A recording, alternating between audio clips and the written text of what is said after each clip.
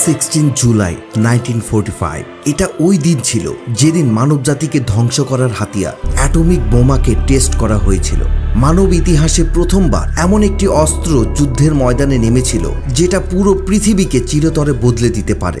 এই অ্যাটমিক বোমার আবিষ্কারককে কেউ বলেন বাতিগ্রস্ত, কেউ বলে পাগল, আবার কারো মতে প্রখর মেধাবী। তার নাম হলো J Robert Oppenheimer, father of the atomic bomb, যার জীবনী নিয়ে ছবি বানাচ্ছে the great Christopher Nolan. Oppenheimer ধারণাও করতে পারেনি যে তার তৈরি অ্যাটমিক বোম সত্যিই এতটা ধ্বংসাত্মক হতে পারে। যখন তিনি এই ধ্বংসযজ্ঞ নিজের চোখে দেখেছিলেন তখন সে তার চোখকেও বিশ্বাস করতে পারছিল না। Now I am become death, the destroyer of worlds. এই অ্যাটমিক বোম ওপেনহেইমারকে ধ্বংসের দ্বার প্রান্তে কেন এবং কিভাবে নিয়ে এলো, যার অক্লান্ত পরিশ্রমের ফলে আমেরিকা দ্বিতীয় বিশ্বযুদ্ধে জিতেছিল। তবে আমেরিকা কেন তাকে সারা বিশ্বের সামনে অপমান অপদস্থ করলো? জিকে 555 এর আরও একটি নতুন ভিডিওতে আপনাকে স্বাগতম। 1904-এ জন্ম হওয়া ওপেনহেইমার মাত্র 18 বছর বয়সে একজন কেমিস্ট হওয়ার চিন্তা তাকে হার্ভার্ড ইউনিভার্সিটিতে নিয়ে যায়। ওপেনহেইমার খুব তীক্ষ্ণ মেধাবী হওয়ায় সে 4 বছরের ডিগ্রি মাত্র 3 বছরেই কমপ্লিট করে ফেলেন। একজন কেমিস্ট হওয়ার সাথে সাথে ফিজিক্সের উপরও তার বেশ আকর্ষণ ছিল। ইউনিভার্সিটি থেকে বের হওয়ার পর থিওরিটিক্যাল রিসার্চের জন্য তিনি জার্মানির গটিঙ্গাম ইউনিভার্সিটিতে যান এবং মাত্র 23 বছর বয়সে তিনি পিএইচডি কমপ্লিট করে ফেলেন। ওপেনহেইমার স্বভাব ছিল সে বেশি মানুষের সাথে মিশত না, বেশিরভাগ সময় সে তার রিসার্চের জন্য ব্যয় করত। ওপেনহেইমার আবার ইউএসএতে যান এবং আবারও সে তার রিসার্চে লেগে পড়েন। এই পর্যন্ত তার সাথে অ্যাটমিক বোমার কোনো সম্পর্কই ছিল না। সে সময় ইউরোপে হিটলারের রাজত্ব শুরু হয়েছিল। হিটলার জার্মানির সায়েন্টিস্টদের দুনিয়ার সবচেয়ে পাওয়ারফুল হাতিয়ার বানানোর নির্দেশ দেয়। এবার এখানে এন্ট্রি হয় অ্যালবার্ট আইনস্টাইনের। জি হ্যাঁ, আইনস্টাইন হিটলারের এই বিষয়টি জানতে পারেন এবং আমেরিকার প্রেসিডেন্ট রোজ বেল্টের কাছে একটি চিঠি লিখে। আইনস্টাইন চিঠিতে বলে, আমাদেরকেও এ ধরনের হাতিয়ার তৈরি করার প্রয়োজন। যদি জার্মানি পারমাণবিক বোমা বানিয়ে ফেলে তবে এই যুদ্ধ জার্মানির দখলে চলে যাবে।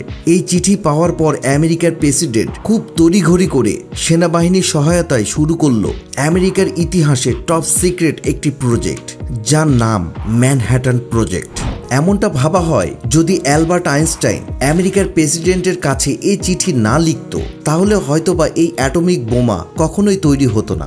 ইউএস আর্মির চিফ ইঞ্জিনিয়ার এবং ম্যানহাটন প্রজেক্টের ডিরেক্টর মেজর জেনারেল ল্যাজলি গ্রোভস এই প্রজেক্টের জন্য নিযুক্ত করেন ওপেনহেইমার নামের এক পারমাণবিক বিজ্ঞানীকে, যিনি সেই সময় লস আলামাস ল্যাবরেটরির ডিরেক্টর ছিলেন।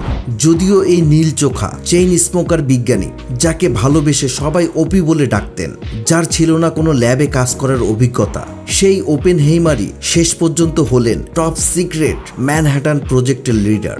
এই সিক্রেট প্রজেক্টের জন্য নিউ মেক্সিকোতে একটা পুরো শহর বানানো হলো, যাকে লস অ্যালামোস বলা হয়। ইউএস গভর্নমেন্ট এই প্রজেক্টের জন্য অস্বাভাবিকভাবে টাকা খরচ করতে শুরু করে। 1940 সালে এই প্রজেক্টের জন্য $2 বিলিয়ন ব্যয় হয়েছিল। আমেরিকার ইতিহাসে এটি সবচাইতে ইম্পর্টেন্ট এবং সবচেয়ে সিক্রেট প্রজেক্ট হতে চলেছিল। কিন্তু এই গোপনীয়তাকে রক্ষা করা আমেরিকান আর্মিদের কাছে একটা চ্যালেঞ্জিং বিষয় ছিল। লস অ্যালামোসে ম্যানহাটন প্রজেক্টে টোটাল 1,30,000 মানুষ কাজ করত। এই মানুষগুলোকে অনেক যাচাই বাছাইয়ের পর এই প্রজেক্টে নেওয়া হয়েছিল, যেন প্রজেক্টের ভিতরের কোনো তথ্য বাহিরে দুনিয়ার কাছে পৌঁছাতে না পারে।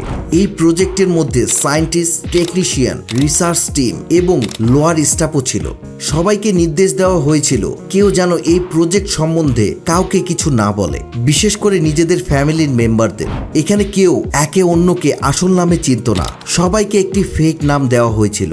আর এই প্রজেক্টের নিয়ম ছিল যদি কারো আসল নাম লিক হয় বা কেউ জানতে পারে তবে তাকে কঠোর শাস্তি দেওয়া হবে। এখানে চিঠি আসতো কিন্তু ফেক অ্যাড্রেসে, আর এই অ্যাড্রেস ছিল পিও বক্স 1663 নিউ মেক্সিকো। এমনকি অফিসিয়াল চিঠিতেও সিটি নেম লেখা থাকতো না। নিরাপত্তার জন্য এখানে প্রতিটা চিঠিকে একজন অফিসার আগে পড়তেন এবং এরপরেই সেই চিঠিকে পৌঁছে দেওয়া হতো। চিঠি আসা এবং যাওয়া উভয় ক্ষেত্রেই এই একই নিয়মকে মানা হতো। প্রজেক্ট সাইটে অনেক শক্তিশালী সিকিউরিটি ব্যবহার করা হয়েছিল। এমনকি লস অ্যালামোসে জন্ম নেওয়া বাচ্চাদের বার্থ সার্টিফিকেটে সিটি নেমের জায়গায় পিও বক্স 1663 লেখা থাকতো। এসব বিষয়গুলো এজন্যই করা হয়েছিল যেন অ্যাটমিক বোমা সংক্রান্ত কোনো তথ্য বাহিরে যেতে না পারে। ওপেনহেইমার প্রজেক্ট ম্যানহাটনের আগেই নিউক্লিয়ার ফিশনের উপর রিসার্চ করে ফেলেছিলেন। এতে এমন একটা রিয়াকশন তৈরি হয় যেখানে অ্যাটমকে স্প্লিট করে অস্বাভাবিক পরিমাণের এনার্জি তৈরি করা যেতে পারে। পৃথিবীর মধ্যে সবচেয়ে ভারী এলিমেন্ট হচ্ছে ইউরেনিয়াম। ইউরেনিয়ামের এই অ্যাটমে 92 প্রোটন এবং 146 নিউট্রন থাকে। যদি এই দুটিকে একত্রিত করা যায় তবে ইউরেনিয়ামের টোটাল যে অ্যাটমিক মাস তৈরি হয় সেটি হচ্ছে 238। এরপর বিজ্ঞানীরা বিভিন্ন এক্সপেরিমেন্ট এবং রিসার্চের পর জানতে পারে যদি ইউরেনিয়াম 238কে একটি বিশেষ প্রক্রিয়ার মধ্য দিয়ে পার করা হয় তবে এর মধ্য থেকে ইউরেনিয়াম 235 বের করা যাবে, যা একটি অস্বাভাবিক আনস্টেবল এলিমেন্ট। অর্থাৎ যদি একটি নিউট্রনকে একটি নতুন ইউরেনিয়াম 235 এর সাথে সংঘর্ষ করানো হয় তবে ইউরেনিয়াম বিভক্ত হয়ে অতিমাত্রায় সম্প্রসারণের শক্তি উৎপন্ন করে। স্প্লিট হওয়ার পর নতুন নিউট্রন বের হয় যা অন্য ইউরেনিয়ামের 235 এর সাথে মিশে এবং এই রিয়াকশন বারবার রিপিট হতে থাকে। এই সকল চেইন রিয়াকশন মাত্র কয়েক মাইক্রোসেকেন্ডের মধ্যেই সম্পন্ন হয়ে যায়। এই সকল রিয়াকশনের ফলে আমরা ভয়ঙ্কর বিস্ফোরণ এবং এর সাথে অস্বাভাবিক মাত্রায় এনার্জি রিলিজ হওয়াকে দেখতে পাই। আমেরিকা প্রজেক্ট ম্যানহাটনকে সম্পূর্ণ করার জন্য উঠে পড়ে লেগেছিল, কারণ একদিকে দ্বিতীয় বিশ্বযুদ্ধ চলছিল, অন্যদিকে তারা চাচ্ছিল জার্মানি যেন তাদের আগে এই অ্যাটমিক বোম বানিয়ে না ফেলে। অবশেষে 16 জুলাই 1945-এ পৃথিবীর সর্বপ্রথম অ্যাটমিক বোম তৈরি হয়ে যায়। এবার প্রয়োজন ছিল এটাকে টেস্ট করার। ওই দিন সকাল 5:29 নিউক্লিয়ার বোমার প্রথম উৎক্ষেপণ হয়। নিউ মেক্সিকোর ডিজার্টে ইতিহাসে প্রথমবারের মতো পারমাণবিক বোমাকে বিস্ফোরণ করানো হলো। এই টেস্টটাকে বলা হয় দ্য ট্রিনিটি টেস্ট। এই বিস্ফোরণের ক্ষমতা দেখে ওপেনহেইমার হতবাক হয়ে যায়। ওপেনহেইমার ধারণা করেছিল এই বিস্ফোরণের ক্ষমতা হবে আনুমানিক 0.3 কিলোটনস টিএনটি, কিন্তু বাস্তবে আরও 50 গুণ বেশি ভয়ঙ্কর ছিল এই বিস্ফোরণ, 15 থেকে 20 কিলোটনস টিএনটি। এই বিস্ফোরণ থেকে এমন ভয়ঙ্কর গরম নির্গত হলো যে সেখানে থাকা স্টিলের টাওয়ার গলে বাষ্পে পরিণত হয়ে গেল। এর শক ওয়েভ 160 কিলোমিটার পর্যন্ত অনুভব করা গিয়েছিল, আর বিস্ফোরণ থেকে নির্গত মাশরুমের মতো ধোঁয়া মোটামুটি 12 কিলোমিটার পর্যন্ত উপরে উঠে গিয়েছিল।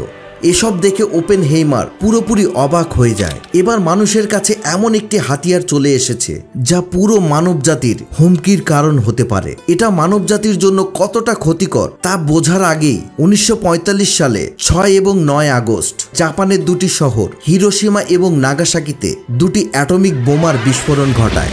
এই দুটি পারমাণবিক হামলার কারণে জাপানে প্রায় 2.5 লক্ষ মানুষ মারা যায়। 6 দিনের মাথায় জাপান আত্মসমর্পণ করে এবং এর সাথেই দ্বিতীয় বিশ্বযুদ্ধের সমাপ্তি ঘটে। এই বিষয়গুলো জানার পর এখন আপনার হয়তো মনে হচ্ছে ওপেনহেইমারের এই আবিষ্কারের জন্য আমেরিকা হয়তো খুশি হয়ে তাকে নোবেল প্রাইজ দিবে, কিন্তু বাস্তবে এমনটা হয়নি। ওপেনহেইমার এই বিষয়টা নিয়ে খুব মর্মাহত ছিলেন, কারণ তার এই আবিষ্কারের কারণে লক্ষ লক্ষ মানুষ মৃত্যুবরণ করেছিল। এই ঘটনার পর তিনি মানসিকভাবে অনেক ভেঙে পড়েন এবং বাকি দুনিয়া থেকে সে নিজেকে আলাদা করতে শুরু করে। যদি ওপেনহেইমার চাইতো তবে আমেরিকার এই ক্ষমতা কয়েক মিনিটের মধ্যেই অন্য কোনো দেশেও শিফট করতে পারত। এই কারণে ওপেনহেইমার ইউএস এর কাছে একটি দুর্বল অংশ হয়ে উঠেছিল।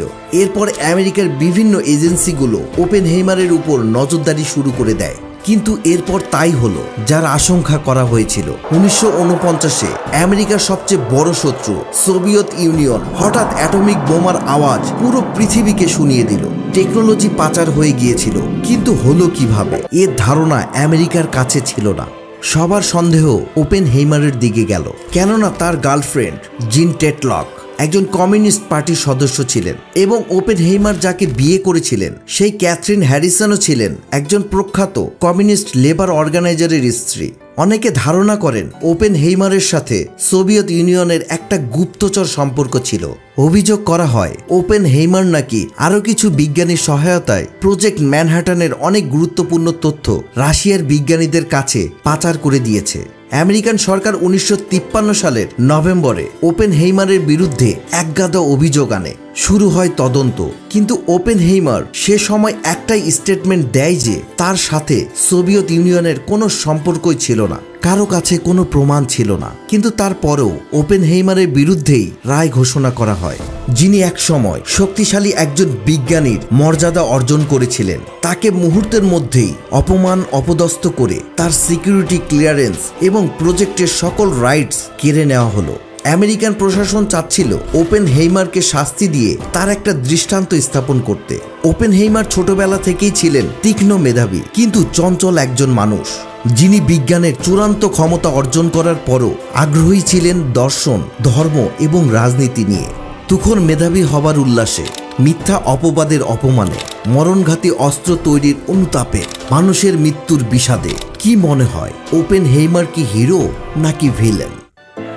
1961-এ জন এফ কেনেডি আমেরিকার প্রেসিডেন্ট হন। জন এফ কেনেডি জানতেন ওপেনহেইমার নির্দোষ। এই কারণে তিনি ওপেনহেইমারকে আমেরিকার সবচেয়ে বড় সায়েন্টিফিক অ্যাওয়ার্ড দিয়েছিলেন। কিন্তু ততদিন অনেক দেরি হয়ে গিয়েছিল। ওপেনহেইমার ক্যান্সারে আক্রান্ত হয় এবং 18 ফেব্রুয়ারি 1967 সালে তিনি পুরো পৃথিবীর মায়া ত্যাগ করে চলে যান না ফেরার দেশে। ভিডিওটি ভালো লেগে থাকলে লাইক ও শেয়ার করবেন। আমাদের চ্যানেলে আপনি নতুন হয়ে থাকলে অবশ্যই সাবস্ক্রাইব করে পাশে থাকা বেল আইকনটি অল করে দিন। আবারও দেখা হবে নতুন কোনো ভিডিওর সাথে। ধন্যবাদ।